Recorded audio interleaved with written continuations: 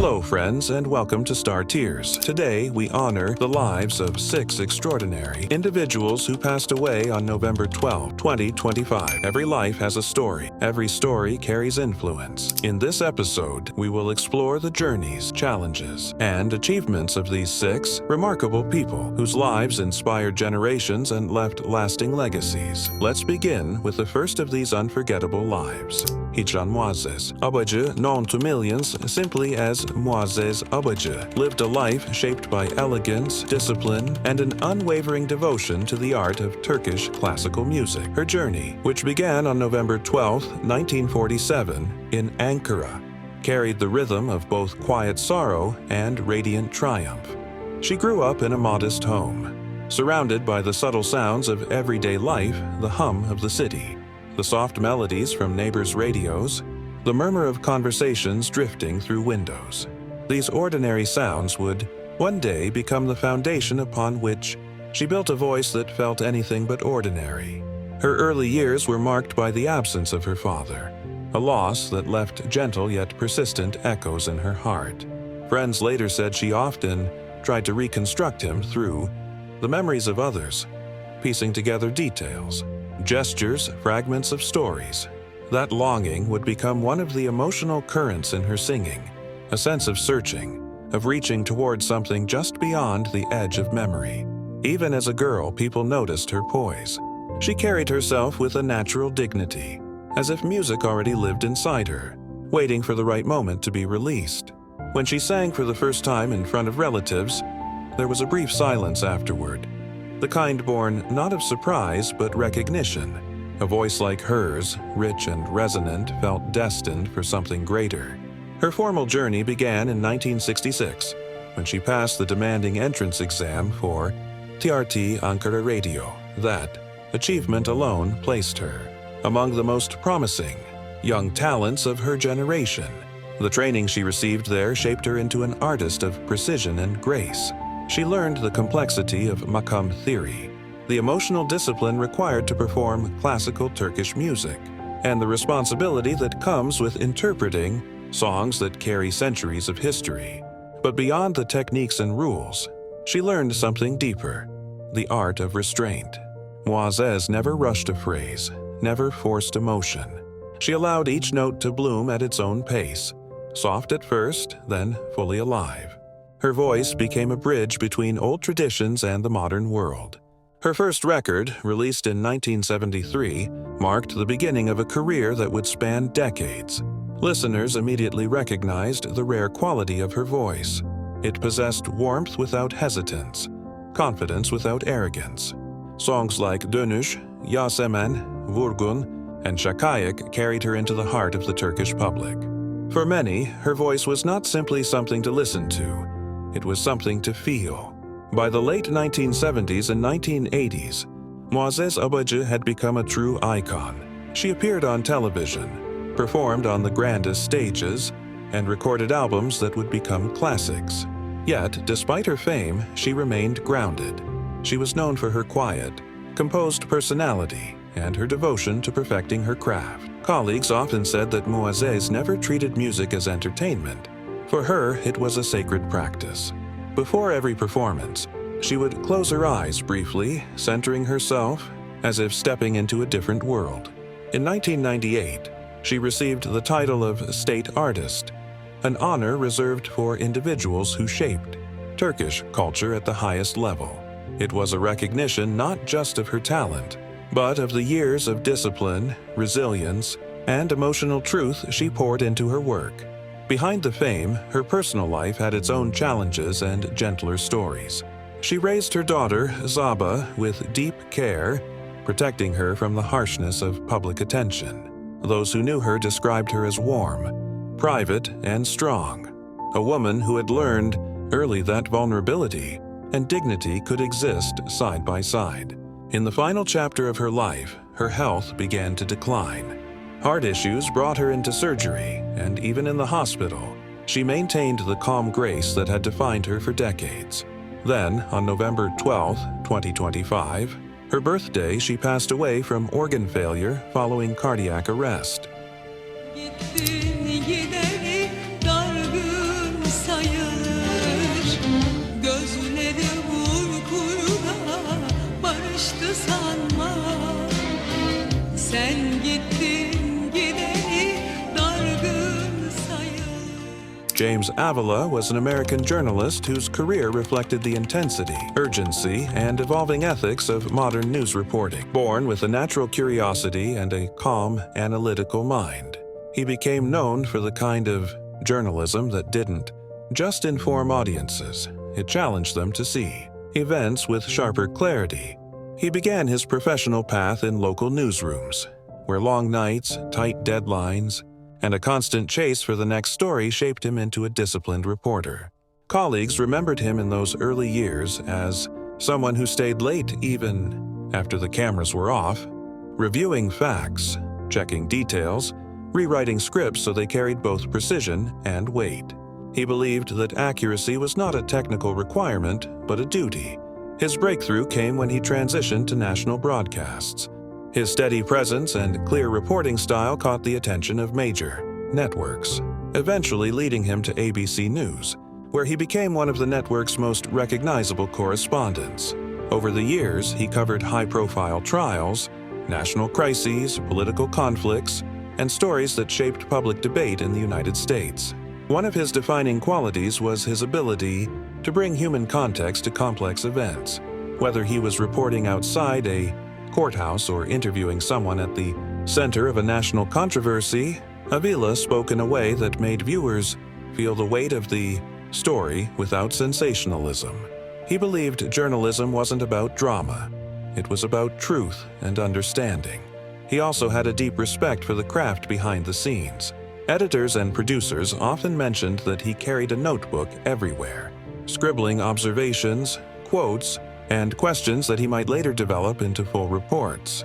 Even in the era of digital journalism, he preferred handwritten notes, a small but telling sign of a reporter grounded in traditional discipline. Outside the newsroom, he was known for his warmth and humility. Younger journalists gravitated toward him for advice, and he took mentorship seriously. He often told them that the story is never about us, it's about the people living through it. Those who worked with him say this: philosophy shaped the tone of his reporting, steady, respectful, and deeply rooted in empathy. In his later years, health challenges slowed him down, but they never extinguished his curiosity. He continued writing, reflecting on the role of media in a rapidly changing world, and discussing the responsibility journalists carry in an age of misinformation. His insights, shaped by decades of frontline reporting, became invaluable to younger generations. When James Avila passed away on November 12, 2025, the journalism world lost not only a veteran reporter but a voice of clarity and integrity. Newsrooms across the country honored him with quiet moments, replayed segments of his most impactful reports, and shared stories of his professionalism and kindness. Nice, but embarrassing. I have a lot of people to thank, and I want to start, of course, with some of my best work. At the table over here. Sital Kumar Sardar was a man whose life unfolded quietly, steadily, and with an unwavering commitment to the people he served. Born in 1942 in Sankrail in West Bengal's Horia district, he grew up in a modest family, where discipline, hard work, and respect for community shaped his early worldview. His father, Khandu Charan Sardar, worked tirelessly to provide for the family. And young, Sital learned early what it meant to persevere. He attended local schools. First, New Andal High School, then Shipper Dinabandhu Institution, completing higher secondary studies in 1961. These were formative years. He was not a loud or ambitious boy, but one who listened, observed, and tried to understand the struggles around him. As he grew older, he became increasingly aware of the gap between the people of his region, many of whom belonged to marginalized, scheduled caste communities, and the leaders meant to represent them. This awareness drew him into politics, not from personal desire for status, but from a sense of duty to speak for those who had no voice. His political journey began with the Indian National Congress, a natural platform for someone who believed in slow, steady social reform. In 1996, when he won the Sankrail SC seat in the West Bengal Legislative Assembly, it was more than a political victory. It was the beginning of a long bond between him and the people who trusted him. But Sital Kumar Sardar was not a politician who chased the limelight.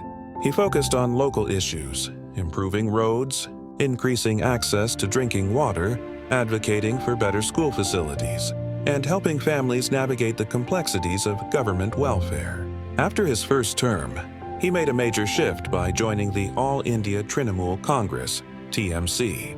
It was a strategic decision in a rapidly changing political landscape, one that strengthened his influence. His electoral record after that spoke for itself. 4 consecutive victories: 2001, 2006, 2011, and 2016. Few politicians in the state could claim such consistency. During his 5 terms, he witnessed enormous shifts: the decline of left rule in West Bengal, the rural development push of the TMC, rising political polarization, and increasing pressures on local representatives. Through all of this, he maintained his characteristic steadiness, calm speeches, grounded priorities, and a reputation for being accessible. However, by 2021, the political world around him had changed. His party chose not to field him as a candidate, citing age and the need for new faces. For someone who had devoted decades to serving his constituency, the decision was painful. Seeking a way to stay active, he briefly joined the Bharatiya Janata Party, BJP. But this move was not rooted in ideology; it reflected his desire to continue contributing, even in his later years. On November 13, 2025, at the age of 83, Sital Kumar Sardar passed away at his home due to age-related ailments. Horia Moculescu was a Romanian composer, pianist, arranger, television host, and one of the most prominent figures in Romania's musical culture during the second half of the 20th century and the beginning of the 21st century. Horia Moculescu's life unfolded like one of his own compositions, full of rhythm, intensity, unexpected turns, and unmistakable personality. Born on March 16, 1937, in the small town of Râmnicu Vâlcea, he spent his childhood in a Romania transforming under political and social pressures. Even as a boy, he gravitated towards sound, the piano keys, the humming of melodies, the structure of rhythm. But music, surprisingly, did not become his immediate path. Following societal expectations and the priorities of the time, he initially trained as a mining engineer. This detour into engineering was short-lived. Horia soon understood that no technical career could silence the music, constantly forming in his mind. He left engineering behind and stepped fully into the life he was meant for, a life of creation, collaboration, and cultural influence. By the late 1960s, he had established himself as one of Romania's leading composers and arrangers, crafting songs that blended emotional lyricism with the unmistakable aesthetic of Eastern European pop. His ability to combine sophistication with accessibility made him a favorite among Romania's top singers, many of whom owe some of their biggest hits to his pen and piano. His career expanded beyond composition. Horia became a television personality, hosting shows and participating in entertainment programs where his humor, directness, and charm captivated audiences. His candid, sometimes sharp remarks became a signature trait. He was not a man who softened his opinions, yet people loved him for his honesty. Despite his public persona, Moculescu was first and foremost a musician. He wrote film scores, theater music, orchestral works, and hundreds of songs. His melodies carried the distinct flavor of Romanian sentiment: warm, nostalgic, sometimes humorous, often deeply tender. Over decades, he collaborated with countless artists, nurtured new talents, and helped shape the sound of modern Romanian music. His personal life was equally colorful, filled with marriages, heartbreaks, reconciliations, and lifelong friendships. Through every triumph and difficulty, he returned to the piano. For Horia, music was both refuge and expression. a way to understand the world and to leave something lasting within it. In his later years, he remained active, giving interviews, mentoring young musicians, appearing in cultural programs, and never losing the sharp wit that made him beloved and feared in equal measure. Even as age slowed his steps, his mind stayed bright, and his love for music never dimmed. On November 12, 2025, at the age of 88, Horia Moculescu passed away. Juraj Lexmann was a Slovak musicologist, composer, film theoretician, and liturgical musician, one of the most influential figures in Slovak sacred and film music of the late 20th and early 21st century. Juraj Lexmann was born on January 19, 1941 in Bratislava. His early life was not spent in ease. At 17, he started working in a factory producing organs in Krnov, combining manual labor with a deep, growing passion for music. At the same time, he pursued musical training.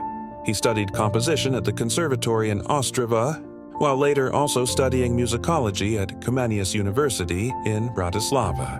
In 1964, Lexmann began working for Slovak film studios, serving as a sound editor and designer at Slovenský film. These early years in cinema exposed him to the world of sound, not just as an effect, but as a powerful narrative tool. Over time, he transitioned from technical roles toward a more creative and academic path, entering musicology and later founding the Department of Sound Composition at the Academy of Performing Arts in Bratislava. Gertrude Degenhardt was a German graphic artist, lithographer, and illustrator whose work blended sharp observation, wit, and a profound love for music and humanity. Born on October 1, 1940, in New York City to German parents, she emigrated to Berlin as a small child and later settled in Mainz, where her artistic voice quietly but powerfully shaped generations. Her childhood spanned war and rebuilding. Growing up in Berlin after World War II left deep impressions. Later, in 1956, she moved with her family to Mainz, where she completed her schooling and eventually entered the Staatliche Werkkunstschule, Mainz, to study applied graphics. Gertrude's artistic life truly took off in the mid-1960s, when she began working as a freelance graphic artist. She quickly became known for her lithographs, etchings, and drawings, often built around whimsical but deeply human characters. Her style was distinctive. She drew with a kind of loving absurdity, mixing grotesque exaggeration with warm humor. One of the defining themes of her work was music. She frequently illustrated for songwriters, especially her brother-in-law Franz Josef Degenhardt, a well-known German singer-songwriter.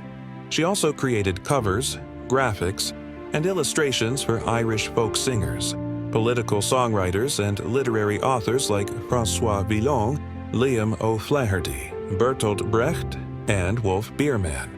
Her imagery often conjured scenes of taverns, vagabonds, musicians, dancers, revolutionaries, and wanderers.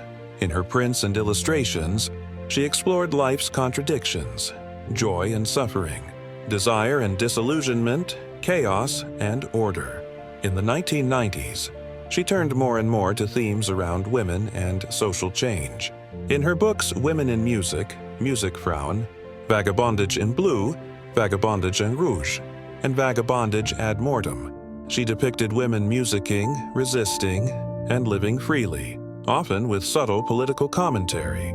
Gertrude lived and worked in two worlds. She divided her time between Mainz in Germany and the west coast of Ireland, where she found inspiration in the local landscapes, the pubs, and the folk musicians. Her connection to Ireland deeply shaped her work.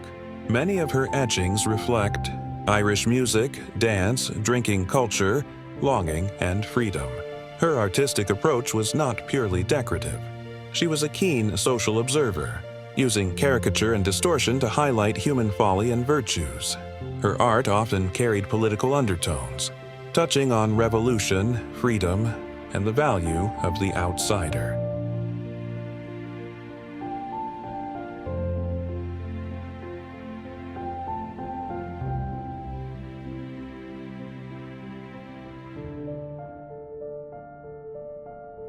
Take care of yourself and your loved ones. Thank you for watching. Subscribe to our channel. Many more stories await.